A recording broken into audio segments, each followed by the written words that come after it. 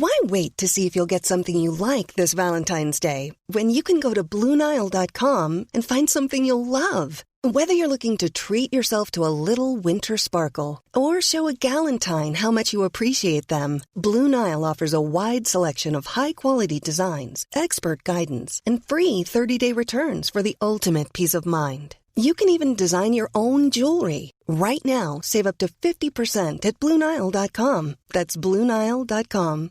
Tired of ads barging into your favorite news podcasts? Good news. Ad-free listening on Amazon Music is included with your Prime membership. Just head to amazon.com/ad-free news podcasts to catch up on the latest episodes without the ads. Enjoy thousands of Acast shows ad-free for Prime subscribers. Some shows may have ads.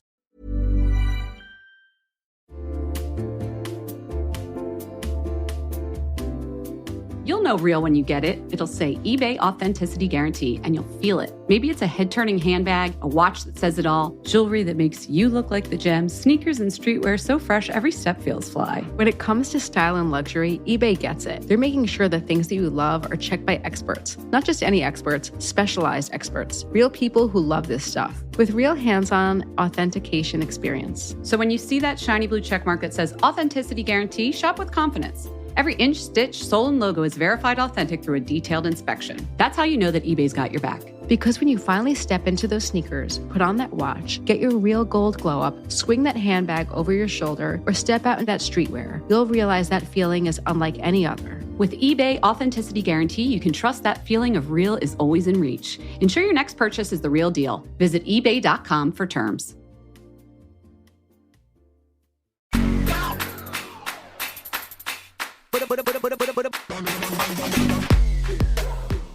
Hey everyone, it's Fat Mascara. I'm Jess. I'm Jen. It is Friday, it is interview day, and we are fresh off of CES. That is the Consumer Electronics Show. Unfortunately, I could not make it out to Vegas. Jen, did you get to Vegas? I went to Vegas once with you. I feel like I'm good on Vegas for a little while. I like to do my CES journalism reporting post facto, calling up the people. Remember we went in the wave pool? Why is like all the things we did in Vegas and all the things that was my favorite moment was this random wave pool at our hotel. It was 107 degrees. Not in the wave pool. It was, outside it was. And my feet got burnt. The bottoms of my feet when I ran back to the chair. I just feel like other people's highlights of Vegas are probably like the shows, the fountains, the whatever. And you and I are like, this wave pool's great. I think you say they were like much more like sorted, like their highlights. Yeah, I didn't even get into that. That's definitely not my vibe. But yeah, they went out. Yeah. Yeah, but no, the wave pool was the most amazing thing in Vegas for me. Okay, but back to CES was an epic CES. It was a banner year for beauty. We're going to talk all about it because we've got Guive Balooch here to give us the full scoop. And he was like, this was a moment for Guive. It was. So Guive is he'll give you better, he's the global vice president of L'Oreal's technology incubator, but there's other parts to his job and a new title. So I'm just going to let him, words. I'm going to let him do that part of it when we get into the interview. He has a PhD in biomedical engineering. And so he's at L'Oreal right now, but prior to that, he worked in pharma. And so he'll tell you more about what he does.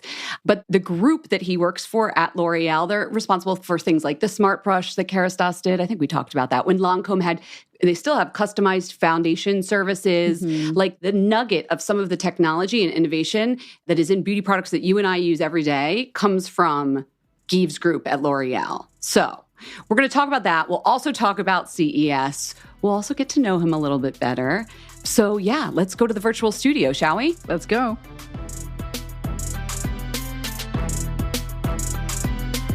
Guive. Your title is Global Managing Director, Augmented Beauty and Open Innovation. Please, in English this time, what does that mean? Okay, so it's every year that I'm at L'Oreal, my title gets longer. So I guess that's good. That's good. Evolving, right? They like you. I guess so. I don't know. But yes, I run basically two teams today in L'Oreal. I run the tech team, which is like all the stuff around beauty tech and all that. And now I've started running this, what's called open innovation team, which is all the partnerships that we do in R&D with everyone from microbiome to longevity to all the kind of startup relationships that we have in investment. So that's what that long title means, I think. That sounds really fun. At least for today. Okay. Yes.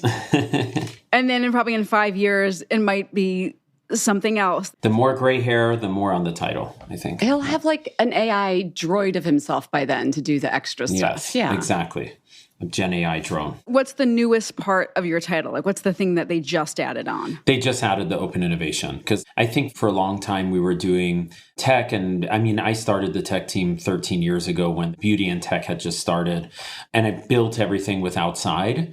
And so I think at some point, my boss, who's the deputy CEO of the company, was like, well, you could do that for other parts of R&D too, where you're kind of helping on the bio stuff and the biotech stuff. So that just happened a year ago. I'm really happy. It's great.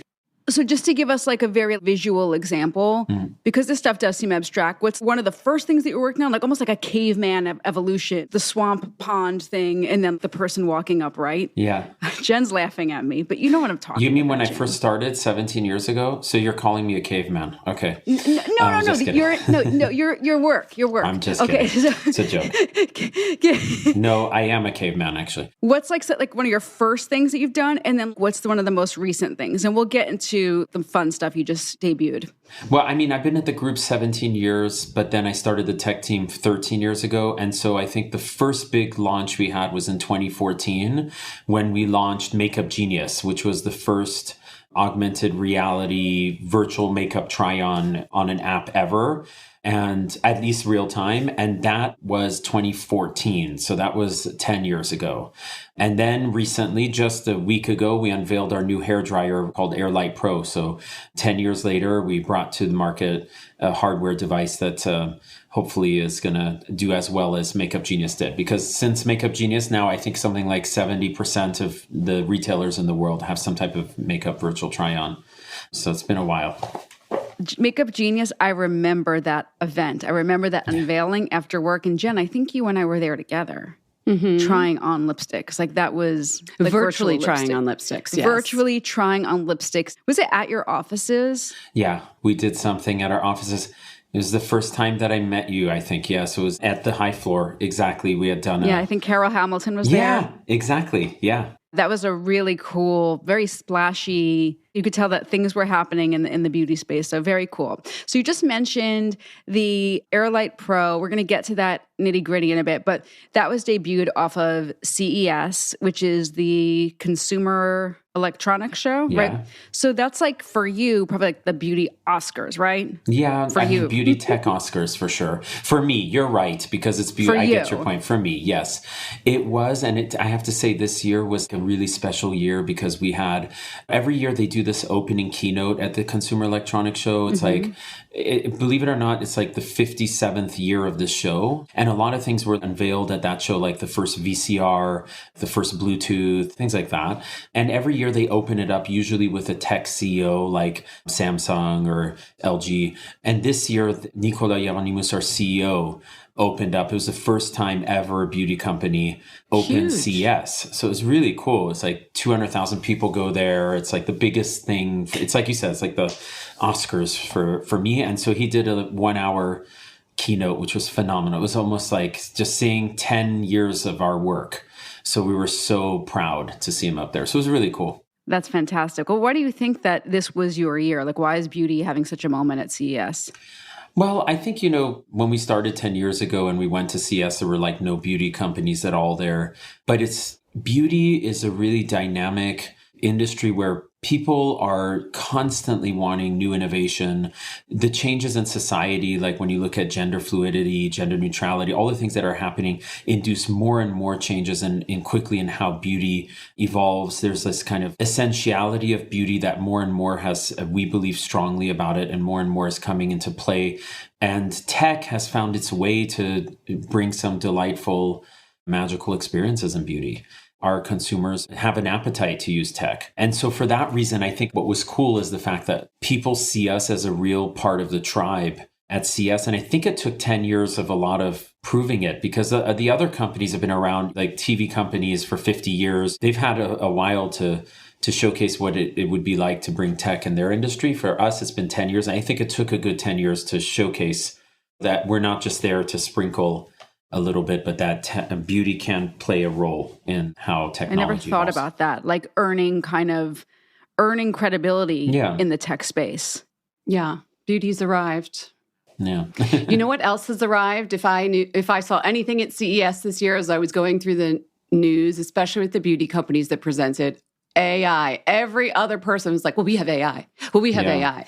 And so Jess and I wanted to dig into this a little bit because how would you explain artificial intelligence? And also, what isn't it? Because I feel like a lot of companies just like, it's made with AI and they just stick it on as like a marketing term, you know? And it isn't really. So can you explain what that is for a consumer, for a layperson? Well, I think there are a couple of things. And first to your point about the fact that a lot of companies want to mention the buzzwords. I think people feel like today there's a necessity to talk about these things because they're all over the press and people are talking a lot about AI today because of Gen AI. The reality is, like, what I learned over the last 10 years is that what we really always have to focus on to create a great beauty tech projects is what people need. And a lot of times the answer to what people need even is not tech. Sometimes it's tech and sometimes it's tech with AI embedded in it. So answering people's needs and consumer tensions, I find, is the right avenue towards going in. So whenever I'm asked about what are you doing in AI for beauty tech, you know, we do have AI in a lot of things that we do, but the reality is when I start with the need, a lot of times I have projects that are just devices without being connected. Sometimes they're services and sometimes they're AI based. But to answer your question about AI in general, I think fundamentally, I think that when you have systems that get smarter and that can do things that are difficult to do as just normal, like human beings with our own way of doing things. For example, one day AI will allow us to measure individual wrinkles and see how they evolve over time that we can't do with our naked eye. Or one day we'll be able to interact with real beauty experts with AI that truly understand our needs and give you advice that's way more in depth than what we would see like a few years ago or today. And also AI will allow us, I think, to develop faster formulas and products for people.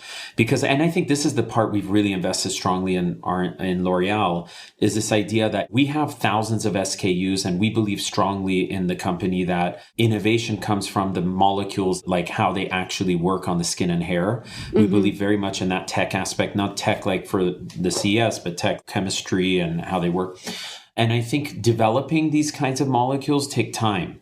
And thanks to AI, we'll be able to use things to be able to help us understand what are the best new formulas we can create. I honestly think we're at the beginning. I don't know yet all the full depths of where they will go. I like that you said, though, that it's systems that get smarter, because I think a lot of people are mistaken and they think, oh, it's just like a robot did the searching for the new skincare molecule or fragrance molecule, not realizing there's also that feedback loop. That's what makes it intelligent, that the system will get smarter by searching one time. The next time it searches even better. Am I right to explain it that way? Yeah, totally. I think the better the AI is, the more it learns. I mean, this is exactly what we need as human beings. Exactly. So I think that's, and anyway, for a beauty consumer, it's very useful because we audition products, right? And we audition products. And if we had real ways with our data to know if our products, which ones are right for us and how it evolves with our skin and hair and becomes smarter over time, it'll inform us to get the better products. So I think for people, it will be a benefit if properly developed. Yeah. I love that word, auditioning products. Yes. Yeah. To make the cut. One that made the cut for CES was Beauty Genius. Now this did use some artificial intelligence in its development, correct? Yeah, so Beauty Genius is a digital service that we have through our company that we acquired called Modiface. It's the same company that did the virtual try-on. And basically what it is, and the reason there's AI in it, is when you take a photo with your phone or you do any kind of capture on your phone, you have all kinds of lighting. Like right now when you see my face, it will be very different than, for example, if I were outside. And it's only thanks to training this algorithm that we were able to make it accurate. And the service is you go in, you take some images of your face, and it will tell you a diagnostic. It will tell you about your pores, your fine lines, your wrinkles, things like that. The way the AI was developed was it has like one piece, which is 150,000 images where dermatologists actually said, this is a wrinkle, this is a fine line, this is how big. And then we added a bunch of data after that was trained on this set. And that made it really accurate. And I think the part that's really AI based is the accuracy part. It's like 99% accurate to give you a diagnostic. So if it saw me right now, I have one of these beauty lights on, one of the influencers use to look good on camera. It makes me look like I don't have any pores, but it would know to correct, like, that girl's lying. She's got on a beauty light. We're going to correct for that when we address her skin. It can adjust the lights. Yeah, the light, it will adjust. Exactly. It will adjust for light. My secrets will be given up. Got it. There you go. And it's for you, right? So you won't have to share it if you don't want to. But the reality is sometimes we do want to keep our own data for ourselves. We don't want to share. But fundamentally, the more accurate it is, then the more you can take images over time and you can see how it evolves. And then if you can add to it, and I think this is going back to AI again, like what it could do, if you can add to it your lifestyle and where you live and your pollution and your hormones. And these are these little projects we've done over the last 2 years. We've partnered with Breezometer that has a really good climate tech app.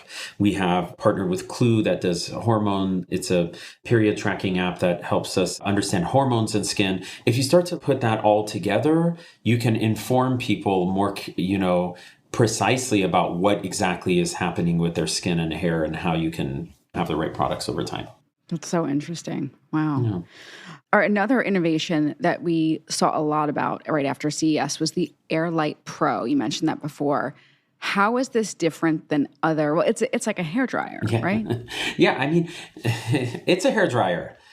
How is this different than the other super high-tech hairdryers? Give us the pitch. Give us the pitch. Fancy hairdryer. So I think this is really, to me, something I was very inspired because when I was talking to the founder of the startup called Zuby, who we've now invested in, that we did this project with, the story came with this idea that when you look at certain things that are really part of the day-to-day life of what everyone does, like 75% of people in their homes in the world have a hairdryer. So it's like it's a gesture that people do every day. Wow. I was amazed too. I was like, so it's basically not the Airbnbs I go to, but okay. Exactly. The Airbnbs may not have, but in your house, I'm sure you have a hairdryer in your house. Hopefully I'm right. Okay. And the thing is that some of these have been using the same type of technology for since their invention. I mean, and a perfect example is a hairdryer. Like for 70 years since the invention of a hairdryer, they basically heat the same way until now, which is that they use what's called convection heating. So it's basically like what your toaster, when you turn on your toaster, it turns orange. There are these like little coils. And the thing about that is that it becomes like super hot. And so when you touch your hairdryer right at the tip, it's really hot, over 250 degrees. And then you want people to put it 6 inches away from their hair, and it becomes half of the heat by the time it hits your head, the air. And a lot of it's wasted in the environment, which is why it's like the second most consuming electronic in your house today that's handheld, like 3 times more than your microwave oven. I mean, it's really consuming a lot of electricity. Uses more electricity and more resources. Is that why in my old apartment, it would always short out? Yes, that is why. Oh my God. Okay. Yeah. I used to live in a really old apartment. Yeah. Yeah. And don't use a converter with a hairdryer. It doesn't work. I was just going to say, when you go to Europe with your American hairdryer and the hotel people yell at you, that never happens. But yes. Exactly. So don't do that. What's the innovation here? Yeah. So what we thought about was, what if we were to be inspired by nature? And what if we were to say, okay, the reality is when it rains in nature, it dries a lot faster when you have sun and wind together, because it's the two that make it dry faster. And so what we had done is created a whole new paradigm shift on how to dry hair. And so the technology is, it has an infrared light, a specific infrared light that it heats. It's like hot. And it's a ring that's around the air itself. So the air itself is flowing, and this is encompassing the air as it's moving and heating it. And by doing that, you don't need the coils anymore.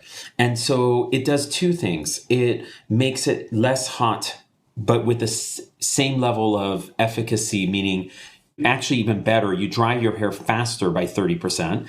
And it's because the light is not only heating the air that's flowing, but it's also helping you dry the hair because it's shining infrared light on your hair with the wind. So it dries faster by 30%. It uses 30% less electricity, and it makes your hair a lot smoother by 59%. And it's because It's less harsh. Because today, a lot of people take the hairdryer and go really close to their hair, which is very damaging. I don't think a lot of people do the 6 inches rule. I don't think people are using half a foot away from their head when they do so.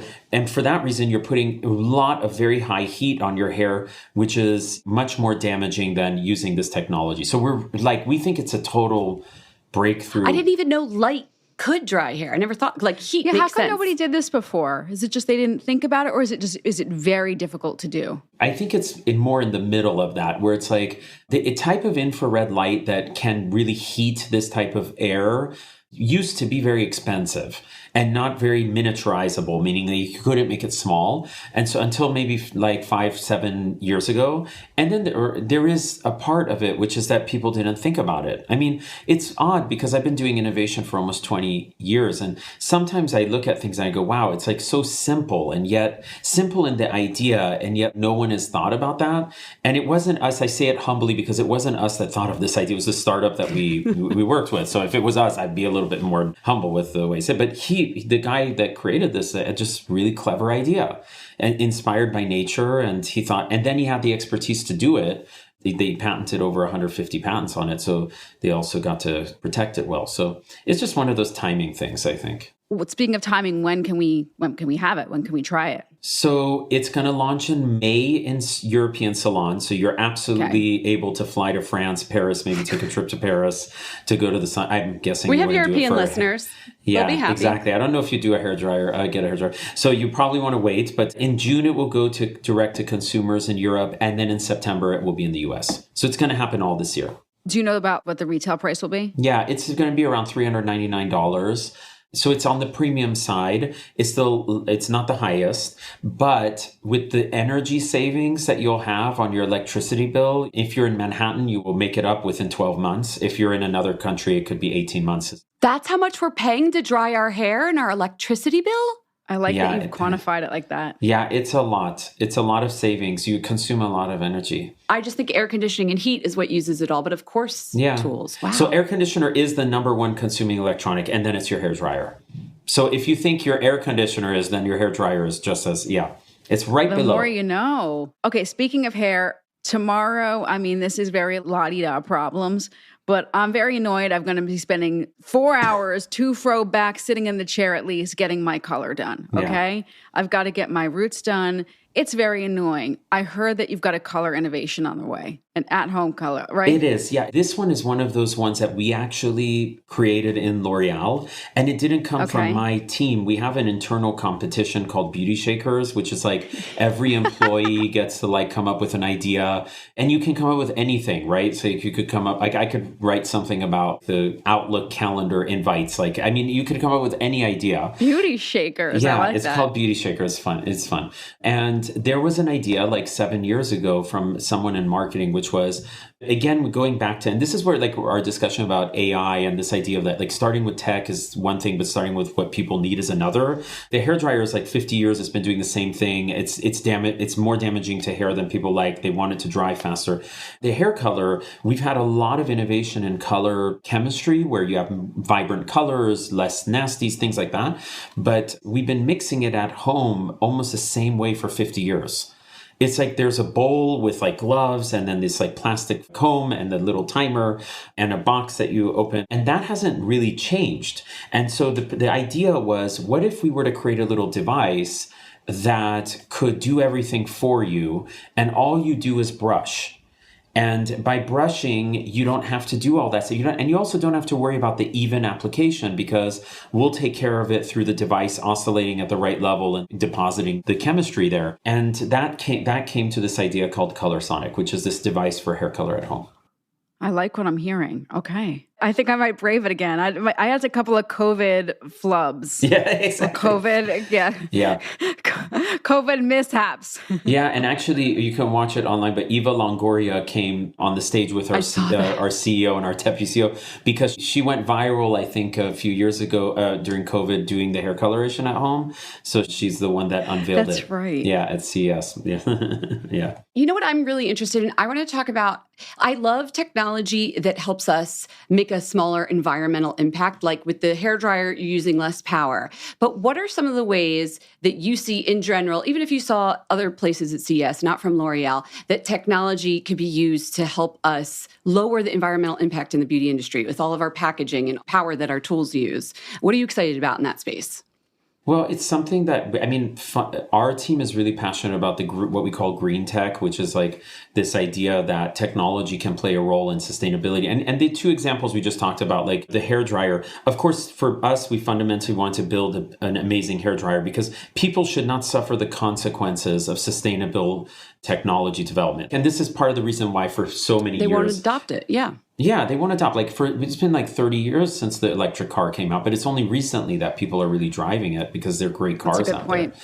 And we have the same thing with the hairdryer. If it didn't dry hair faster, it's not the first. So there's that. So I think in our conception of eco-design, we have to remember we have to build beautiful products that work and then bring sustainability. But that being said, to answer your question more precisely, I think there are a couple of new things that we're really interested in. We just acquired a company. We literally announced it at CES last week, which is called Guive, which is a water tech. It's like a company that builds shower heads that instead of reducing the flow of the water, they make the droplets a lot smaller. And so by doing that, they actually let the speed stays the same. So you feel like it's a shower that's just as strong, but you save 69% of the water for the environment. So water is a big one, Jen, that I think today we're in 60% of the world in 2030 will be water stressed. It's not a emerging country problem. It's going to become everywhere.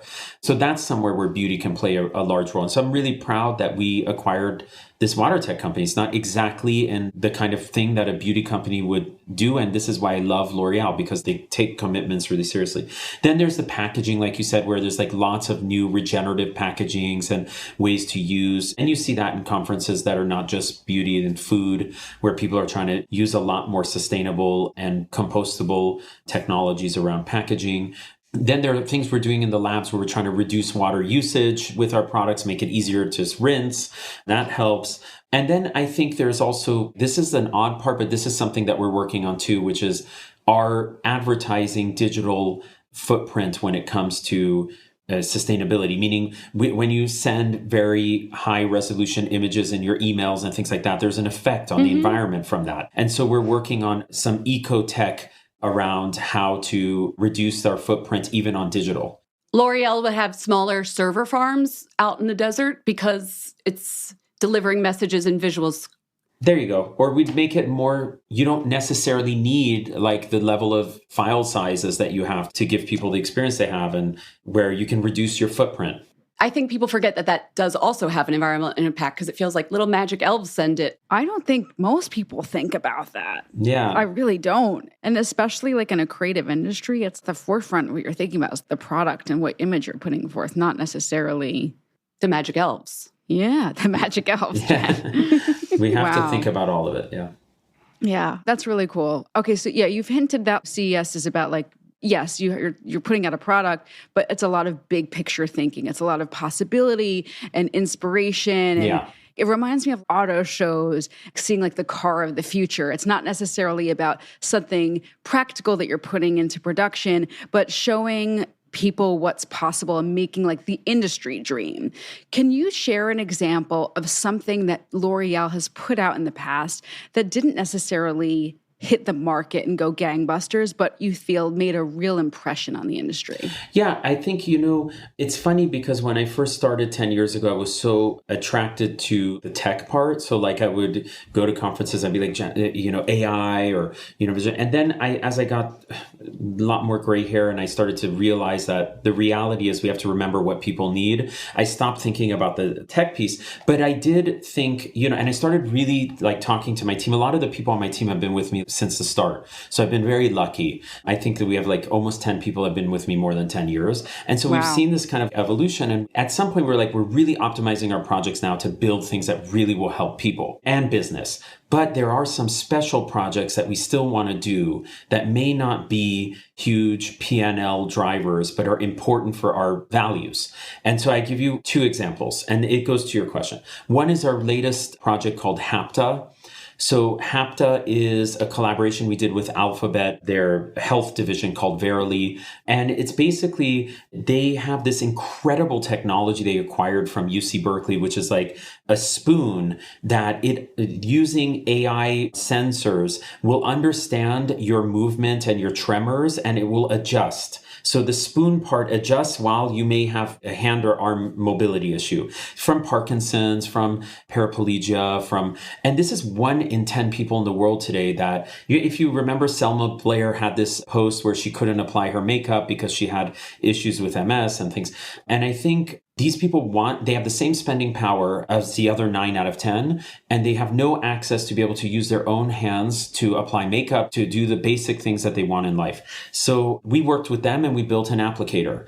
And it's true that it's not probably going to make billions of dollars for us, but it's important because when we talk about inclusivity, when we talk about creating the beauty that moves the world, which is our motto, we want these 1 in 10 people to be able to have access to beauty, even if it's a small portion of the 1 out of 10. And so we do things like that. We also did things around technology that helps you understand your exposure to UV for melanoma, which again, it wasn't a blockbuster in sales. We sold it at the Apple Store as the first beauty product, the Apple Store, but getting some verbatims of people that were like, I have like generations of family that have had melanoma, and thanks to the sensor, I got to understand more about my UV exposure.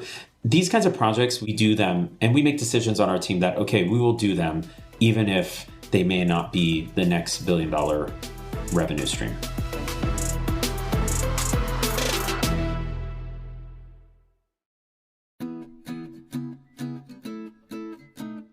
Jess, don't you love your Ritual Hyacera supplement? I actually do. I love them. They're part of my, dare I say, ritual, my morning ritual. Why? Because honestly, Jen, I'm trying. I'm trying. Okay, this face, I'm grateful for every day on this planet, but I gotta keep it looking cute. And they make it easy.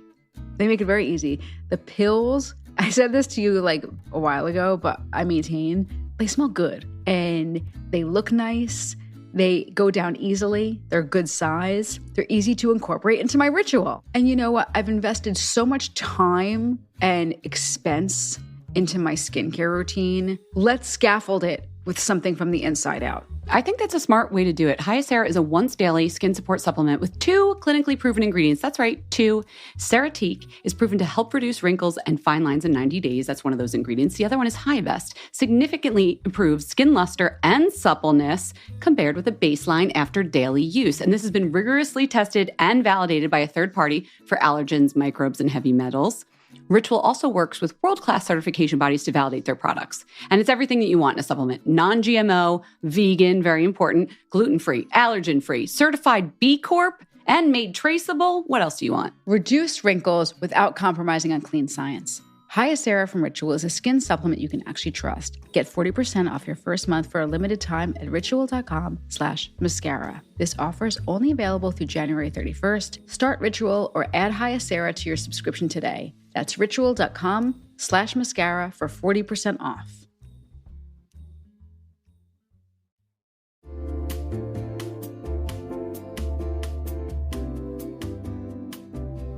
It's that time of the year, Jess. It is New Year's resolution time, and I know we're going to get into it. However, I'm going to start with the first one because it's an easy one. No more wearing uncomfortable bras. I can do that. Everybody wants to do that. No more uncomfortable bras, no more uncomfortable shapewear, period. Luckily, I am well on my way to making this New Year's resolution actually happen because I have Honey Love, an amazing brand of supportive shapewear, no underwires, and smooth and delicious and makes you feel comfortable and good. Not like you're wearing a corset. Okay, my Honey Love is something that saves my life every time I see my underwire lacy bra that I look at, I'm like staring it down like, oh, not today, not today. And I grab my Honey Love crossover bra. It is so comfortable. It has all the support of a traditional bra, but without any of the underwires. And Honey Love has more than just bras. They have incredibly comfortable shapewear, tanks, leggings. Can we talk about the legging? Honey Love's Legging 2.0 is another product that is making headwaves. They hold on to you in all the right ways, not too tight feeling, not too compressive. They feel cool and they feel comfortable. Treat yourself to the best bras and shapewear on the market and save 20% off at honeylove.com/mascara. Use our exclusive link to get 20% off at honeylove.com/mascara. After your purchase, they're going to ask you where you heard about them. Please support our show and tell them that we sent you. Start the new year with confidence thanks to Honeylove.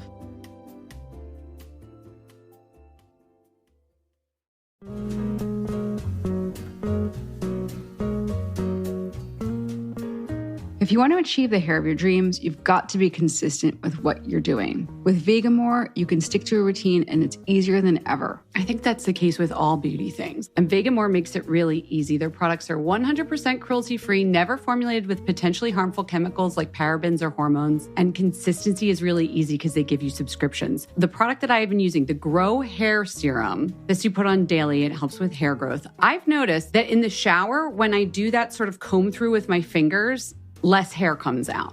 You don't get the old hairball? You know that hairball that at the end of the shower and you roll it up and you're like, I'm going to deal with that later? That hairball used to be really big. I'm just going to say it here. And since I've been using Vegamore, the hairball is not quite as big. So I think that's really good news. And if you struggle with hair loss or thinning hair, these are the products for you. They smell delicious. They look nice in your shower. And if you have a monthly subscription to Grow Hair Serum, it makes it easy to stay consistent. If you sign up for the subscription, you're also going to save money on every purchase. Who doesn't love that? And fun fact, Vegamore sells one bottle of their Grow Hair Serum every 15 seconds on their website. That's how good this stuff is. Elevate your hair wellness routine this year with Vegamore. For a limited time, get 20% off your first subscription order by going to vegamore.com/fatmascara and use code FATMASCARA at checkout. That's vegamor.com/fatmascara, code FATMASCARA to save 20% off your first order. vegamor.com/fatmascara.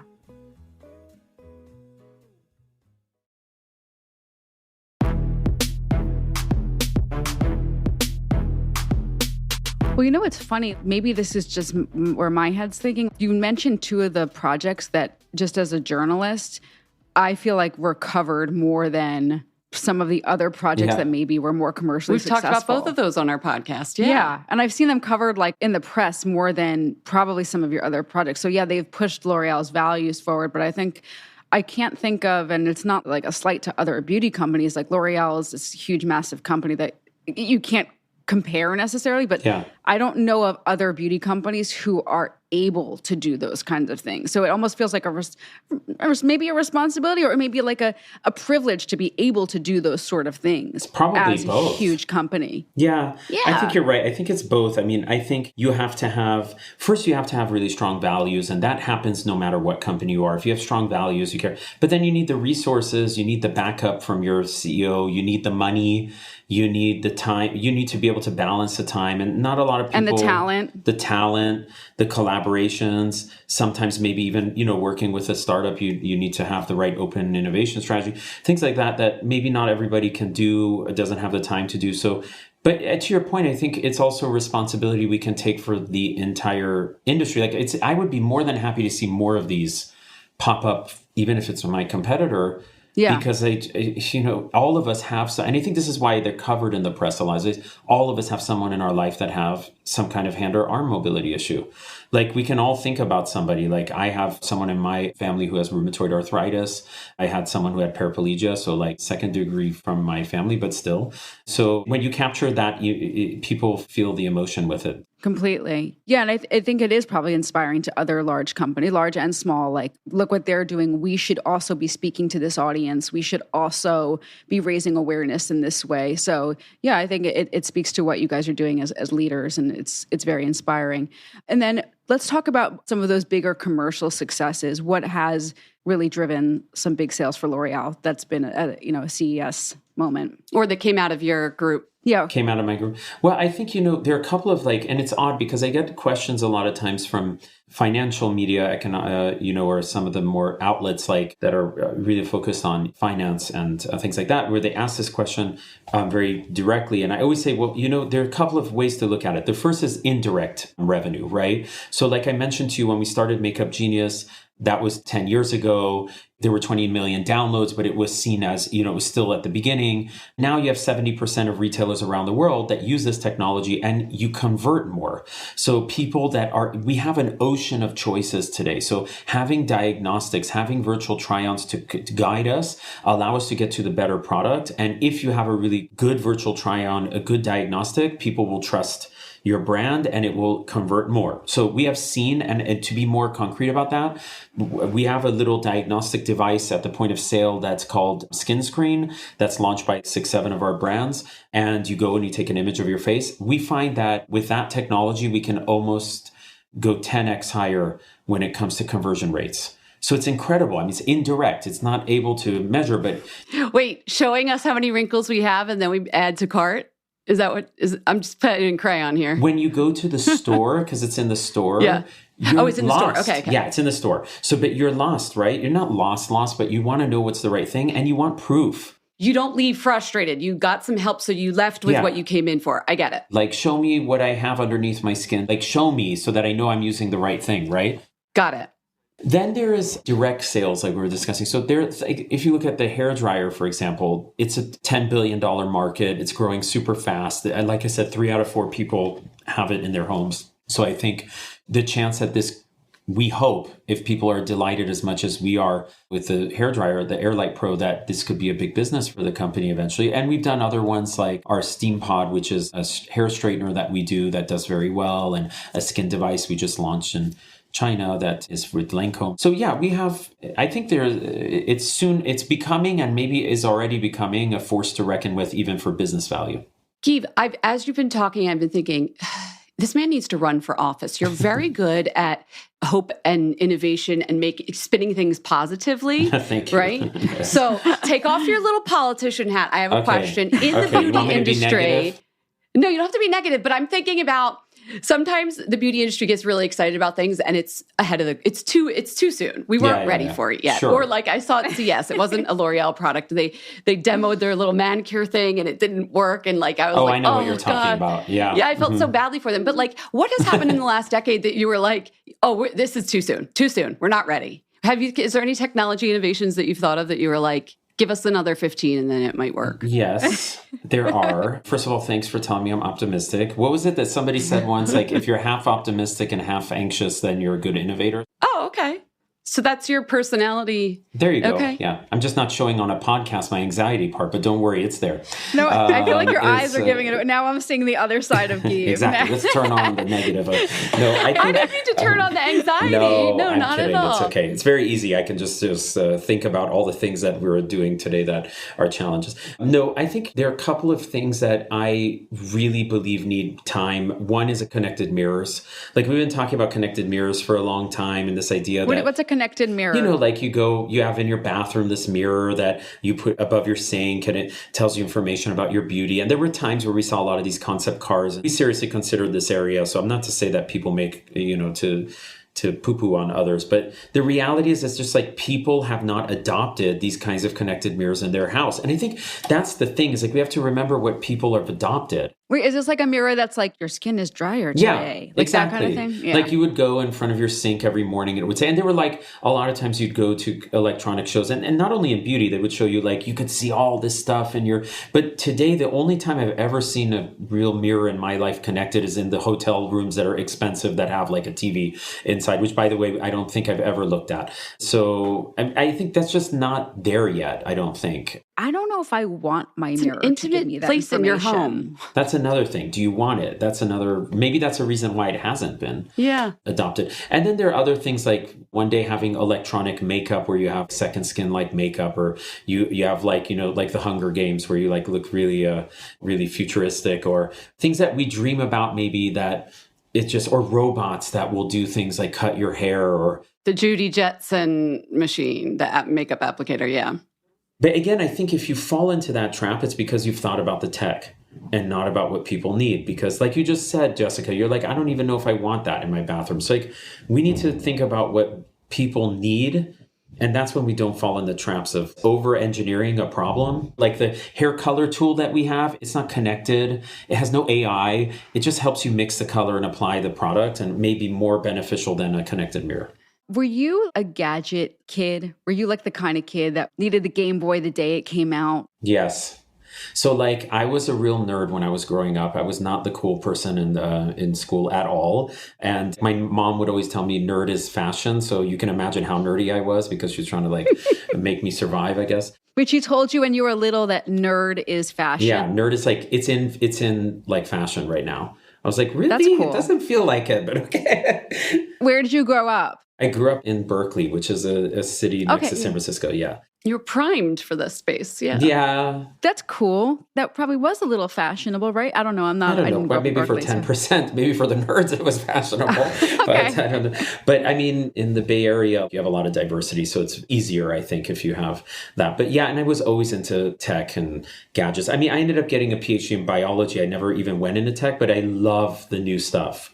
So like, I'm probably one of the few that's going to buy that Vision Pro from Apple and use it at home. Tomorrow is the pre-order. So I'm sure I am one of those people. Yes, that gets it. That's funny. I was going to ask you it didn't even have to be beauty. What are you excited about for the future of technology? And that's a very practical answer right there. You're going to go buy that tomorrow. But is there anything else that as we wind down here that you just can't wait for, you're really excited about? Yeah, I mean, there's the geeky side of me, but I think in terms of like the real things that make me super excited, I am just like really in a strong belief that one day our hands and our fingers will no longer be the barrier for us to do amazing things. Maybe we talk about people around, like let's use a beauty example. Like today, if you want to do your eyebrow or you want to have this look that you see on Instagram, you have to be very good at stencil work. Like there may be a gap between your dreams and your desires of what you want to achieve and what you can do with your fingers. And I think tech is going to remove that. We're going to be able to do things anything that we've wanted without having to have that expertise. And I think there's that. And then there's all these things like the autonomous world will bring, this idea that one day we will have so much more autonomous cars and all these kinds of things that will change the way we live life. And maybe electronics that are augmenting people, which could help us do amazing things.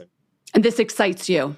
I am. I think like I see it as a positive. Look at evolution. Like since the beginning of time, we've been able to do so much more now than we were 1,000 years ago. And in 1,000 years, we'll be the same. So yeah. And then the health space, I'm very excited about that. This idea that one day we will live a lot longer because of the fact that we're going to have much better medicine and things. There's a lot that excites me. And the Vision Pro, of course.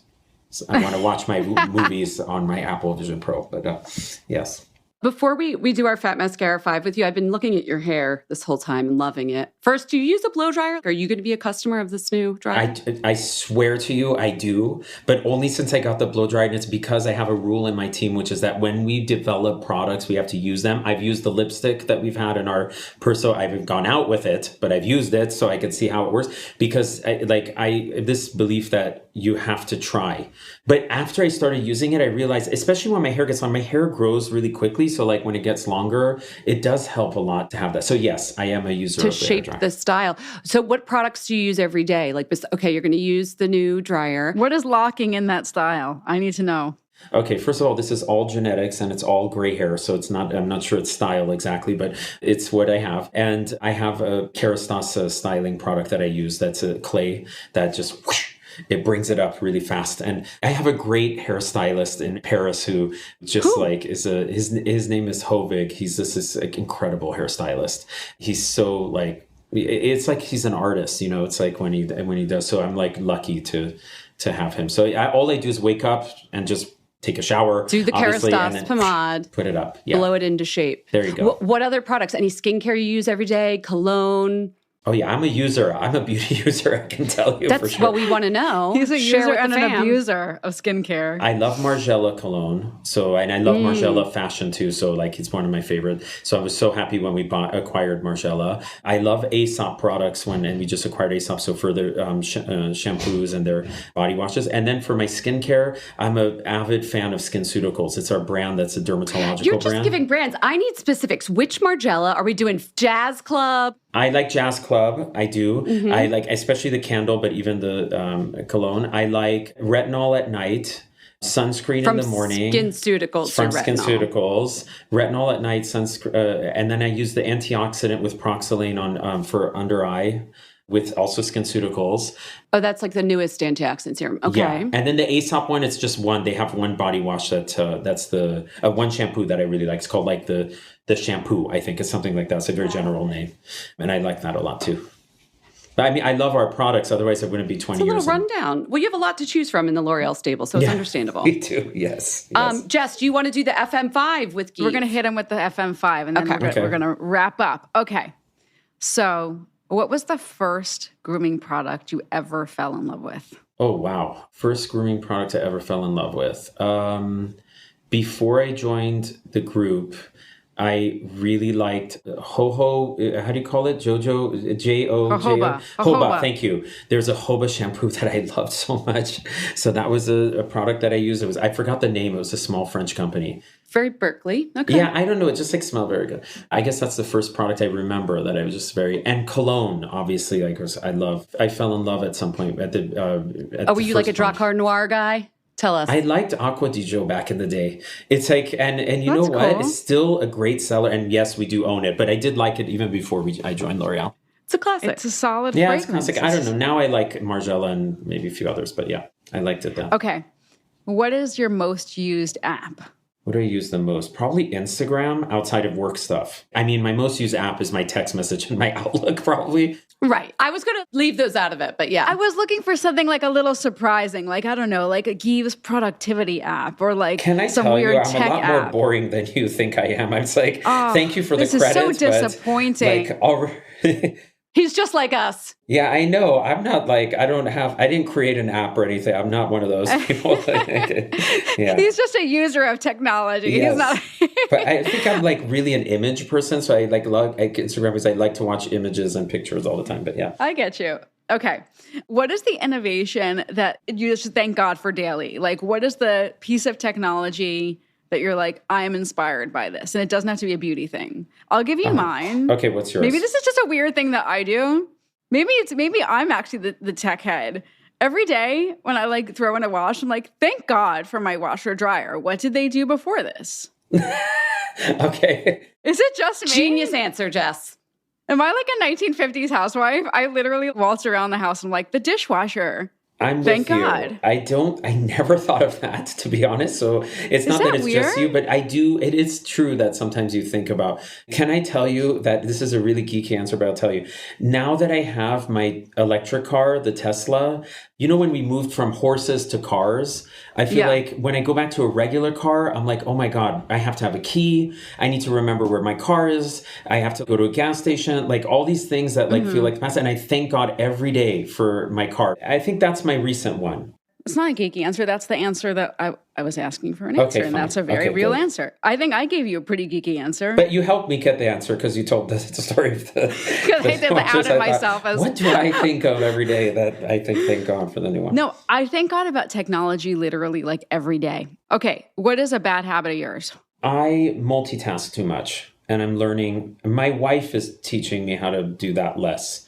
So like, I definitely don't use my phone while I'm at dinners as much as I used to anymore. But I need to listen, like be more in the present. And I think that I'm the kind of person that I have a million things in my mind.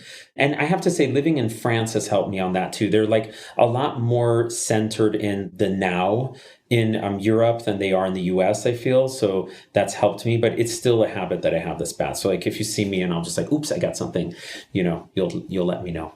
You told me that's your bad habit. I got you. No, that makes sense. And that's something I think a lot of us have to work on. Okay. It's your average Saturday at 12 noon. What are you doing?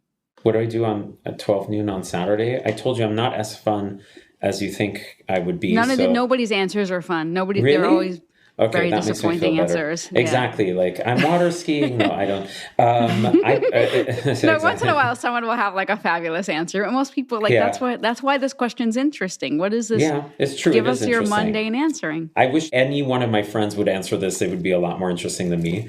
But I play tennis. So every week on Saturday, I go and I play tennis. And I've been playing tennis for a long time. It's like, I think I'm a creature that likes consistency. I'm not very spontaneous, so I could do things, if I could, every week at the same time, at the same place, with the same person. Saturday mornings, he's on the courts. Yeah, there you go. I'm on the courts. I'm very competitive. So it's like, I'm not as good as my mouth is when I talk. You're like a trash talking tennis player? Yeah, I am, totally. We compete, like even ping pong, like just don't play anything with me. It's like a disaster. Oh. I'm very competitive of everything, yes. Okay, this tracks. We've gotten a real picture of your personality. This has been so... This is good. This is good. Was a surprise to me, but I loved it. But really, Jess and I just want to thank you so much for coming on and talking about all the innovations that you're working on. Thank you. Thank you so much. And it's nice to see both of you. And Jess, it's really nice to see you. Every few years we have this moment, so it's really great to see you. Thanks so much for always thinking of us. We hope you enjoyed the show. It's your reviews and feedback that help us make the podcast even better. Head over to iTunes to rate and review us, or email your thoughts to info@fatmascara.com. We also want to answer your beauty questions and hear what products you love. To share a Razor One product review or to ask a beauty question, email us at info@fatmascara. If you send it as a voice memo file, we can even share your voice on the podcast. You can also do that by leaving us a voice message. Our phone number in the United States is 646-481-8182. Thanks so much for listening.